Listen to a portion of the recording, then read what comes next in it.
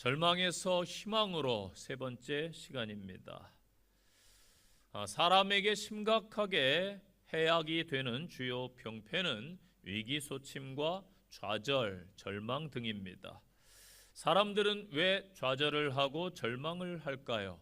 육신적으로 또는 마음적으로 또 정신적으로 문제가 찾아오면은 의기소침해질 수밖에 없습니다. 연약한 자를 돌봐야 되는 것은 자신의 문제뿐만 아니라 나아가서 가족 모두의 문제가 되기도 합니다. 이 아이가 아프다든지 선천적으로 병약하게 태어났다든지 혹은 가족 중에 누가 중병에 걸렸다든지 또 부모님이 연로하셔서 각종 질병에 걸리면은 그때부터 모든 가족이 신경을 쓰게 되고 가족의 공통 고통이 되기도 합니다. 오늘 본문에 한 어머니가 나옵니다. 그런데 그의 딸이 안타깝게 흉악한 귀신이 들렸습니다. 그래서 많은 아픔과 현재까지 문제를 겪고 있습니다. 그 어머니의 마음, 다른 사람들이 자신과 딸을 보는 그 시선, 그것을 온몸으로 느끼며 살아갑니다. 귀신 들린 것과 정신적인 문제 그리고 다중인격 등을 구분한다는 것은 전문가조차도 사실 어렵다고 합니다. 이 귀신 들린 사람들의 특징이 있어요. 먼저는 갑자기 성격이 난폭하게 변하는 경우입니다. 공격적이고 전혀 그 사람과 다른 성격을 드러내기도 합니다. 고상했던 사람이 저속한 행동을 보여주기도 합니다. 또한 귀신 들리면은 신체적으로 얼굴이 일그러지거나 심하게 변형이 되기도 합니다. 이런 증상과 함께 몸을 비틀거리거나 흔들거리는 증상도 동반합니다. 또 다른 특징으로는 음성이 변하기도 합니다. 갑자기 남성이 여성의 음성을 내고 반대로 여성이 남성의 음성을 내기도 합니다. 제가 목회 경험에서 보면은 어른이 어른인데 아이의 음성을 내기도 하는 그러한 경험도 경험해 봤습니다. 이 귀신 들린 사람들의 공통점이 있는데 힘이 아주 장사라는 거예요. 일반인의 상상을 뛰어넘어서 힘을 발산하기도 합니다. 그렇게 귀신이 역사하면은 자신도 모르게 가족들에게 해악을 끼치기도 하는 것이지요. 그리고 정작 본인은 아무 일도 없다는 듯이 그것을 모른다는 것입니다. 이 부모의 입장에서, 가족의 입장에서 자식이 귀신 들려서 변해가는 고통스러운 삶을 사는 그 모습, 타인이 자기 가족을 바라보는 모습은 부모로서 너무나 고통스럽고 괴로운 일입니다. 하루하루가 고통과 절망 가운데 사는 삶인 것입니다. 세상 말로 사는 게 사는 것이 아니라는 것이지요. 그럼에도 불구하고 사람들이 조금 더 힘을 내봅시다, 또 잘 살아봅시다 라고 다짐하는 이유가 무엇일까요? 바로 희망 때문입니다. 우리 주변에 분명 절망도 있지만은 분명히 좋은 단어 희망도 있습니다. 지금은 비록 물질이 부족하고 가난하지만 조금만 참고 버티면은 벗어날 수 있어. 현재 직장 생활이 힘들지만 조금만 더 견디면은 이 회사도 나아지고 나에게도 좋은 일이 있을 거야. 지금 몸이 병약해지만 너무나 고통스럽지만은 건강을 찾을 날이 있어. 그래도 이 땅에 희망은 존재하는 것입니다. 노인과 바다의 저자 어니스트 해밍웨이는 태양을 사랑했던 사람입니다. 그가 이렇게 태양을 찬미했어요. 태양은 또다시 떠오른다. 아주 평범한 말인데 유명한 사람이 하면은 뭐가 돼요? 명언이 되는 거예요. 태양은 저녁이 되면은 그 석양이 물든 지평선 아래로 사라지지만은 아침이 되면은 어김없이 떠오릅니다. 태양은 결코 이 세상이 어둠에 장식당하도록 놔두지 않습니다. 태양이 있는 한 절망하지 않아도 된다고 해밍웨이는 생각했던 것입니다.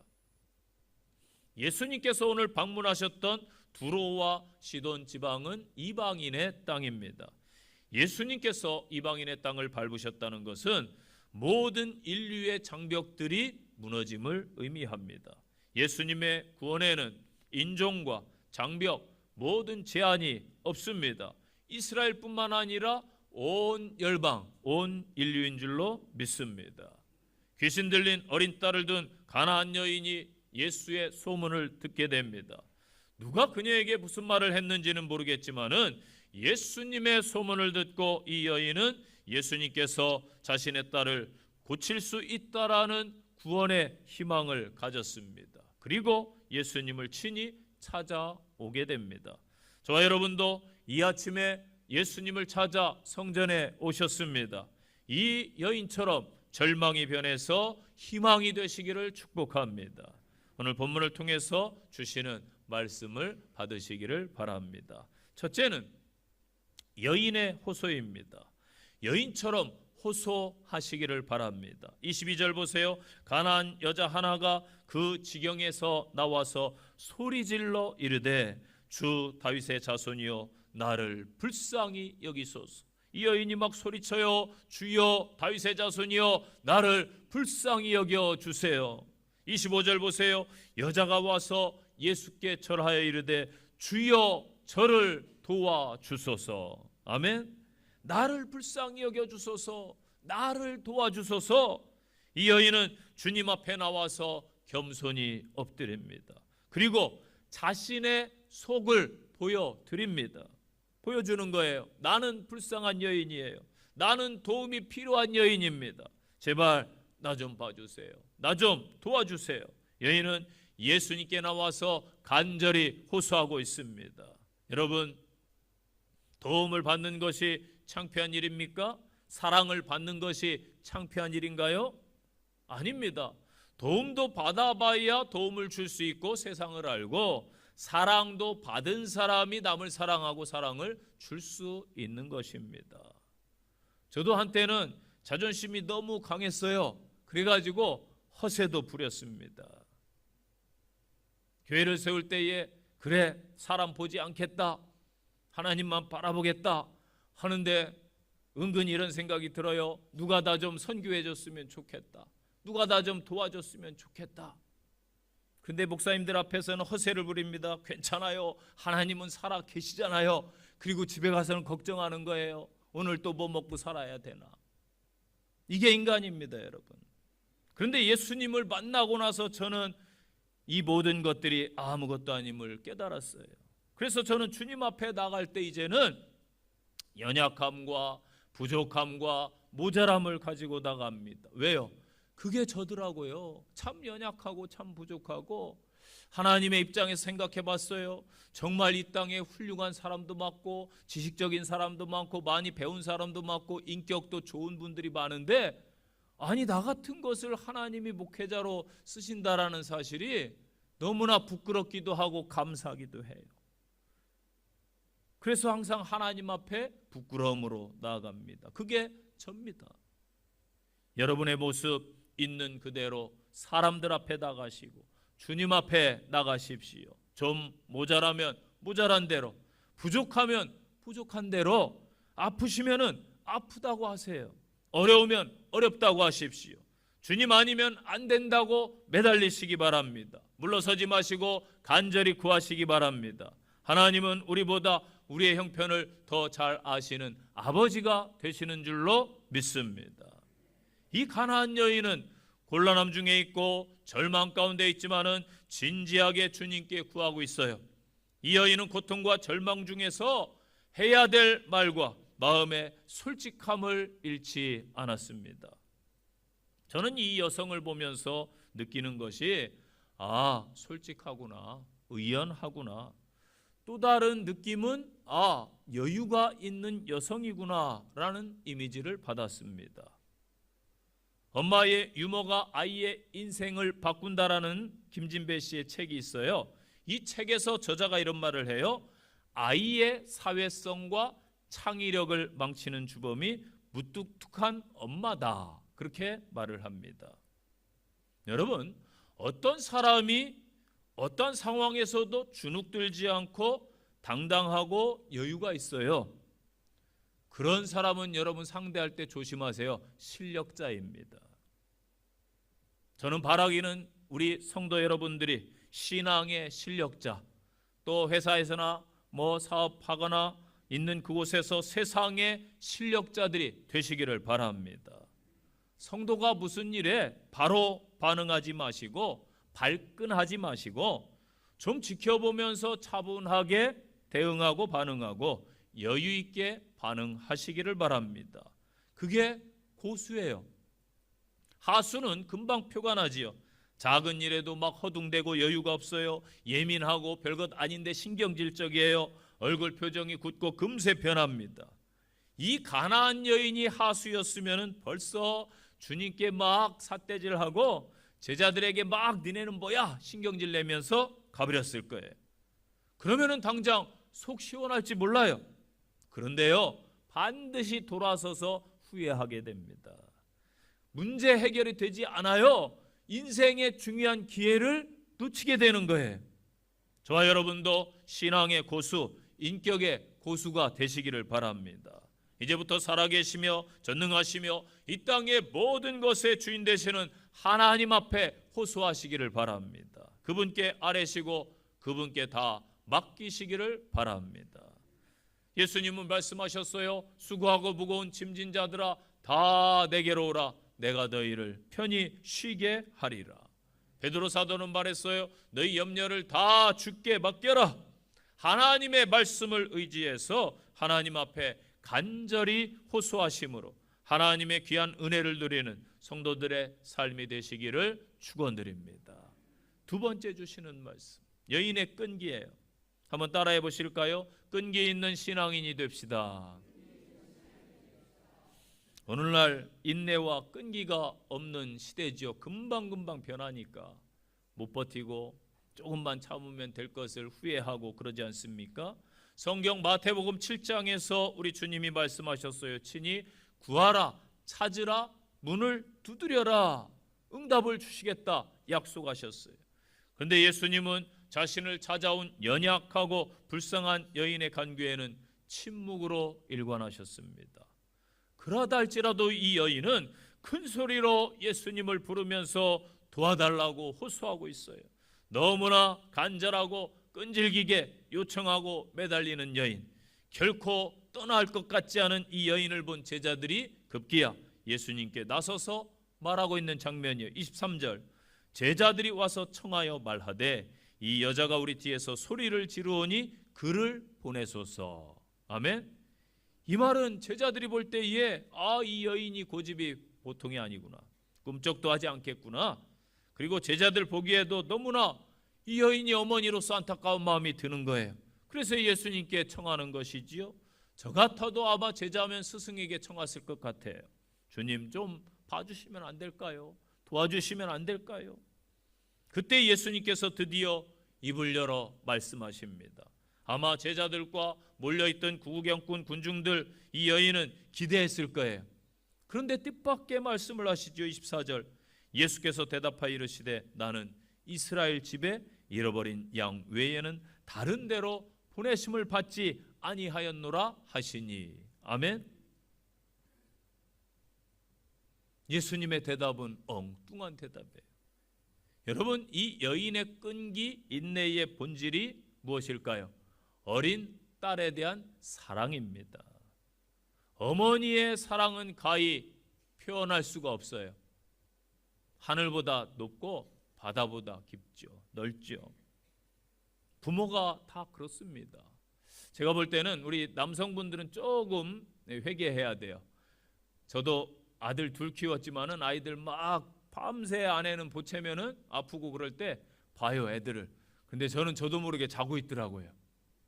엄마는 다르더라고요. 그래서 모성애가 더 부성애보다 좀 강하구나. 물론 예외도 있어요. 그런데 대부분 그렇다는 것입니다. 부모가 다 그래요. 사랑은요, 환경과 시선과 그 모든 것을 이길 수가 있습니다. 어떻게 저 장애가 있는 아이를 가정에서 키울까 싶은 사람들이 주변에 아마 있을 겁니다. 내 새끼니까 키우는 거예요. 사랑하니까 극복이 되는 거예요. 부부간, 부모간, 자식간 다 마찬가지지요.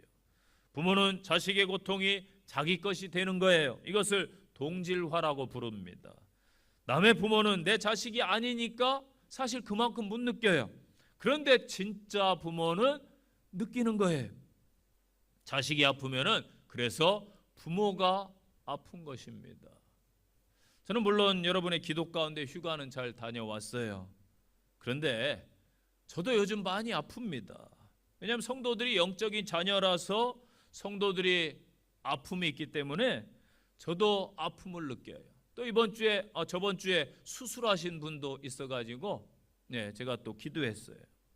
그래서 늘 머릿속에 이제 성도들의 아픔이 있는 것이죠. 요즘 상담을 아주 잘하는 분들이 있습니다. 요즘에 TV에서 이 유명해진 목사님의 아내가 된 사모님이신 분이 이보선 교수라고 상담을 아주 잘 하시더라고요. 그러한 분들이 요즘 많이 있는데 그분들이 상담을 하고 막 어째요 하면서 막 공감하고 눈물 흘리고 정말 그렇게 염려해 줘요. 그런데 그분들이 상담을 하고 집에까지 가져가진 않아요. 그게 상담의 원칙입니다. 공감하고 아파하되 분리를 잘해야 전문 상담가예요. 그런데 여러분 목회는 달라요. 집에까지 다 가져가요. 휴가지까지 가져가요. 기도 제목에 추가돼요. 왜 그렇습니까? 영적인 한 가족이기 때문에 그래요. 여러분, 우리는 공동체로서 이 사랑을 여러분도 다 회복하시기를 바랍니다. 이방 가나안 여인이 낯선 유대 남자에게 그 시대에는 다가설 수가 없어요. 그런데 이 여인은 가요. 왜? 자식을 사랑하는 그 마음 앞에서는 관습과 체면과 자존심과 그 모든 것은 아무것도 아닌 거예요. 예수님의 침묵에도 아랑곳하지 않고 애원하고 매달린 것도 다른 것이 아닌 사랑 때문입니다. 사랑은요, 이방인의 장벽도 허물고 사랑은 담대함과 용기도 주는 것입니다. 24절 말씀대로 나는 이스라엘 사람만 상대한다라는 예수님의 그 거절 앞에서 여인은 꿋꿋해요. 끈질기게 매달리며 간구합니다. 여러분, 누가 구원을 받습니까? 누가 문제 해결을 받게 됩니까? 마태복음 10장 말씀해 보니까 끝까지 견디는 자는 구원을 얻으리라. 아멘. 쉽게 낙심하거나 절망하지 마시고 쉽게 포기하지 마세요. 지금까지 신앙을 여러분 어떻게 지켜오셨어요?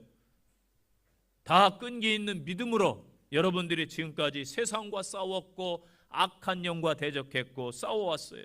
시험 앞에서, 여러 고난 앞에서, 문제 앞에서 금방 무너지거나 항복하지 마십시오.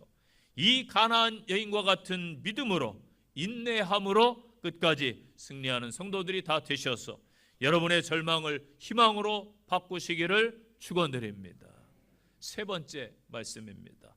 큰 믿음을 가진 여인입니다. 예수님이 칭찬하시죠. 정말 큰 믿음을 가진 여인이구나.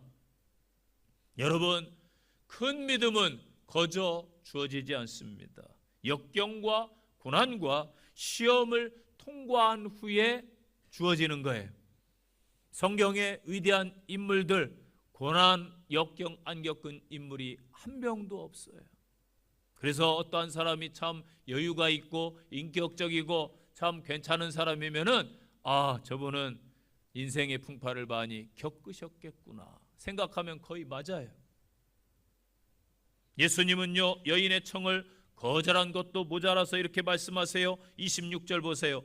대답하여 이르시되 자녀의 떡을 취하여 개들에게 던짐이 마땅하지 아니하니라. 아멘. 나는 택한 백성만 고친다라는 그 말씀도 너무나 상처가 돼요. 또 연약한 사람들에게는 별말 아닌데 이게 크게 다가와서 서러운 말이 돼요. 그런데 이제 이 여인을 개 취급을 하고 있습니다. 예수님께서 이 여인을 개라고 지칭하신 것은 지독한 경멸의 말이 아닐 수 없어요. 그 당시 개들은 거리에서 불결하고 더러운 찌꺼기를 먹는 동물이었습니다. 들짐승처럼 사납고 약하고 병든 그러한 존재예요. 기질적으로 야생에 있는 개들은 늑대와 같습니다. 중동의 문화는 그래요. 지금도 뭐 이집트나 이런 데 성지순례 가보세요. 들개들이 막 시내 돌아다닙니다. 조심해야 돼요. 그래서 중동 사람들은 그 당시 개를 별로 좋아하지 않았어요. 유대인들은 이방인이나 자신들과 뜻이 다른 사람들을 이방인의 개라고 직접 그렇게 불렀어요. 세상 사람들은 다 그래도 우리 주님 예수님만은 다를 줄 알았는데 이 여인에게 너무나 큰 실망감과 상처가 되는 거예요. 그럼에도 여러분 이 여인의 반응을 보세요. 이게 정말 중요합니다. 27절에요. 여자가 이르되 주여 올소이다마는 개들도 제 주인의 상에서 떨어지는 부스러기를 먹나이다. 아멘. 아멘. 크게 하세요. 아멘. 얼마나 큰 믿음이에요, 여러분. 저는 본문을 보면서 회개를 했어요. 아, 나는 나의 작은 알량한 자존심을 내세우면서 사역을 하고 있구나. 그리고 주님 앞에 그렇게 서 있구나. 다른 사람 앞에서도 그랬었구나. 저 같으면요, 그러한 주님의 개 취급하는 그러한 말씀에 힘써 찾아왔더니 시험이 들었다. 그럴 줄 몰랐다 하면서 악다구니 쓰면서 아마도 실컷 기분 나쁘니까 뭐라 하고 떠났을 텐데, 이 여인은 정말 간절했구나 라는 생각이 들었어요. 간절했구나. 여러분, 이 여인과 같은 간절한 믿음이 큰 믿음입니다. 이 아침에 이 믿음이 여러분의 것이 되시기를 축원드립니다. 배고파 보셨나요, 여러분? 배고파 보셨어요? 배고프면요, 체면이고 뭐고 없어요. 내가 죽게 생겼는데 여러분 체면이 밥 먹여줍니까? 그렇지 않아요. 저희 신학대학교에, 침례신학대학교에 좋은 전통이 있었어요. 저희 80년대 신학교 다닐 때에 뭐냐면은 식당에서 식권을 팝니다. 그때 400원인가 뭐 350원인가 이랬던 걸로 기억하는데 한 끼 식사가 그거예요. 오면은 식권부터 사요. 왜? 밥 굶으면 안 되니까. 그래서 10장씩 사고 또 떨어지면 또 10장 사고. 그러는데 좋은 전통이 뭐냐면은 박스가 있어요. 아무도 안 보이는 구석에 박스가 있습니다. 기숙사에. 그 박스에 식권을 10장 사면은 한 장을 집어넣어요. 네, 선배들이 신입생들에게 알려줘요. 이렇게 해라. 그게 뭐냐면은 그 시대에 부모님이 반대해가지고 신학교 온 친구들이 있어. 학비를 안 대줘요. 생활비를 안 대줘. 밥 굶는 친구들이 있단 말이에요. 그 친구들을 위해서 서로 돕는 거지요. 이 친구들 미안해하지 않습니다. 그거 받아서 먹고 열심히 공부하면 그게 체면 치레하는 거예요. 배고픈데 여러분 체면이 뭐가 중요해요? 내가 죽게 생겼는데 체면이 중요합니까? 나는 학벌이 이 정도 되는데 막일은 할 수 없어. 저도 전도사 때나 교회를 세우거나 할 때에 갈등이 많았어요. 왜냐하면 먹고는 살아야 되는데 뭐 별일을 다 안 할 수가 없잖아요. 그런데 갈등이 생겨요. 그래도 내가 고학력자인데 이런 일을 하나? 뭐 남들이 어떻게 볼까? 젊으니까 아마 그런 생각이 들었던 것 같아요. 그런데 여러분, 가족이 굶고 있는데 이러한 것은 사치더라고요. 내가 아직 배불러서 이렇구나. 여러분은 어떻습니까? 정말로 간절함이 있으십니까? 내가 죽게 생겼는데 간절함이 있으면은 아무것도 아니에요. 사실은 주님을 보면은 세상이 보이지 않는 거예요. 흔히 그런 이야기 하죠. 사랑하는 사람만 보인다. 네, 그런 것 같아요. 저도 설교를 열심히 경청하는 사람만 봐요. 네, 진짜예요. 목회자, 이게 대부분 목회자들이 아마 그럴 겁니다. 왜냐하면은 휴대폰 보시거나 주보를 보시거나, 물론 딴짓하지 않으리라고 믿어요, 저는. 그럼에도 불구하고 이상하게 선생님들은 촉이 있듯이 목회자도 30년 목회하면 촉이 있어요. 딴짓하고 딴 생각하고 있구나. 신경 안 써요. 저는 그러거나 말거나 저에게 집중하는 사람들을 보고 설교하는 거예요. 그리고 요즘에는 안경을 쓰기 때문에 죄송한데 멀리 있는 분들 잘 안 보여요. 실제 안 보입니다. 흐릿하게 보여서 얼마나 감사한지 몰라요. 여러분 무슨 짓 해도 저는 모릅니다. 그런데 딱 보면 느껴져요. 말씀에 집중하고 있구나. 그분들만 보이는 거죠. 여러분 주님만 보면은 세상이 보이지 않고 문제가 보이지 않는 줄로 믿습니다. 우리 주님은 이 여인의 본 마음이 보고 싶었던 거예요. 정말 이 여인에게 겨자씨만한 작은 믿음이 있어서 내 앞에 온 것인지, 정말로 간절함과 갈급함을 가지고 왔는지 보고 싶으셨던 겁니다. 한번 따라서 하실까요? 간절함을 회복합시다. 옆에 성도님과 다시 주님을 갈망합시다. 아멘. 여인이 예수님께 대한 소문을 듣고 찾아왔습니다. 그런데 예수님과 대화하고 만나면서 이 여인이 예수님께 대한 믿음이 생겼어요. 저는 오늘 말씀을 준비하면서 아니 이 본문이 뭐라고 이런 상황에서 믿음이 생긴단 말인가? 이걸 설교해도 되나? 저 이런 생각이 들었어요. 왜냐하면 믿음이 생긴다라는 것은 막 열심히 기도에 참여했더니 막 가슴이 뜨거워지고 뭐 이랬습니다. 아니면은 열심히 교회 청소하는 중에 은혜가 임했습니다. 예배 참여해서 갈급함으로 예배 참여했더니 말씀 듣는 중에 은혜가 임했습니다. 이러면서 믿음이 자라고 성장하는 건데 예수님께 핀잔만 들었잖아요. 무시만 당했잖아요. 그런데 이 여인이 믿음이 생겼단 말이에요. 이 대목을 여러분 집중하세요. 그리고 예수님을 의지합니다. 그의 주님에 대한 호칭을 보면 알 수 있어요. 처음 주님을 찾아왔을 때 22절에서 뭐라고 불렀어요? 다윗의 자손 예수여, 다윗의 자손이여. 이 말은 그냥 이스라엘 사람들이 메시아를 부르는 일반적인 호칭이에요. 그런데 지금 25절과 27절에서 간절함으로 거듭해서 뭐라고 불러요? 주여. 믿습니까? 주여라는 호칭을 쓰잖아요. 그래서 신앙은 여러분 연륜이 아니에요. 신앙은 직분이 아니에요. 내가 몇 년 교회 다녔다, 연조도 중요하지만은 믿음이 더 중요한 거예요. 저번 주에 데살로니가서 새벽에 묵상했어요. 바울이 데살로니가 지역에 방문해서 박해 때문에 바울을 막 핍박하는 사람들 때문에 한 달도 채 머물지 못하고 한 3주 정도 있다가 쫓기듯이 도망가요. 다른 지역으로. 그런데 나중에 들려오는 소식이 있는데 데살로니가 교회 성도들이 그 무수한 핍박과 박해 가운데서도 믿음이 자라고 있다라는 소식을 들어요. 또 사랑이 있는 넘치는 교회가 되었다라는 소식을 듣게 됩니다. 저도 목회하면서 보면요, 몇 년째 교회 출석은 하는데 신앙이 잘 자라지 않는 분들도 있고 몇 달 되지도 않은 것 같은데 믿음이 잘 자라는 분들도 보게 됩니다. 저 여러분도 큰 믿음을, 확실한 믿음을 고백하는 성도들이 되시기를 바랍니다. 이 가나안 여인은 주님께 대한 확신을 가지고 있었습니다. 그래서 전혀 주님의 비난과 무시하는 말씀에 흔들리지 않아요. 여러분은 주님을 어떤 상황에서도 신뢰하십니까? 여전히 그분을 믿습니까? 변치 않는 큰 믿음의 신앙인들이 되시기를 바랍니다. 요즘 세상은요 급격하게 변화하고 있습니다. 그런데 안타깝게 사람들도 변해버려요.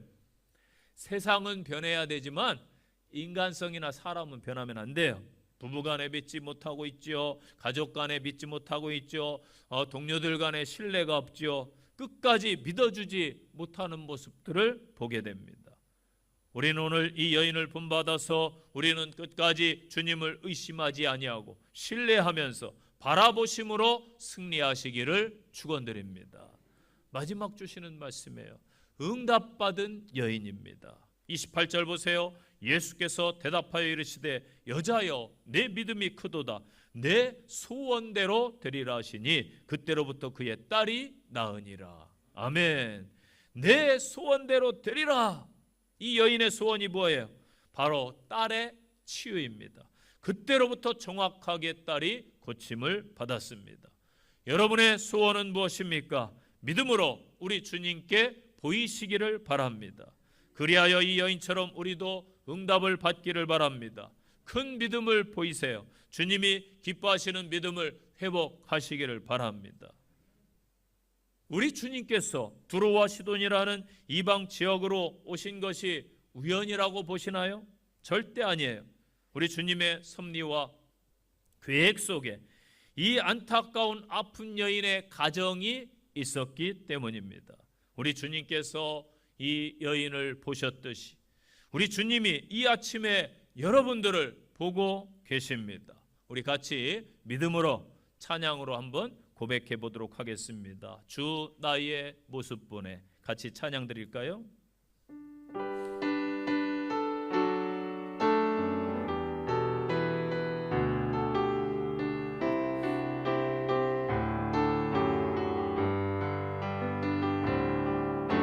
주 나의 모습 보내 상한 나의 맘 보시네 주 나의 눈물 안에 홀로 울던 나 아시네 주 사랑 내게 있네 주 사랑 내게 있네 그 사랑이 날 채우네 주 은혜 내게 있네 그 은혜로 날 세우네 세상 소망 다 사라져가도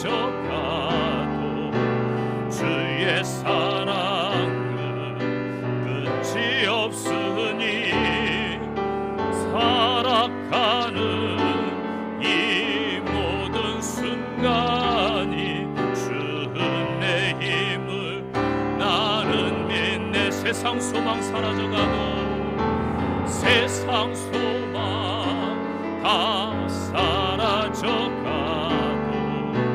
주의 사랑은 끝이 없으니 살아가는 이 모든 순간이 주의 힘을 나는 믿네. 아멘. 이 이방 여인이 믿음으로 주님께 왔을 때 딸에 대한 사랑으로 주님을 찾았을 때 무시와 냉대 속에서도 큰 믿음을 보였을 때 우리 주님께서 회복과 응답을 주셨습니다. 그렇습니다. 우리도 이 여인처럼 고통 중에 있고 고난 가운데 머물러 있습니다. 앞이 보이지 않고 캄캄한 어둠 가운데 있는 것 같은 분들도 계십니다.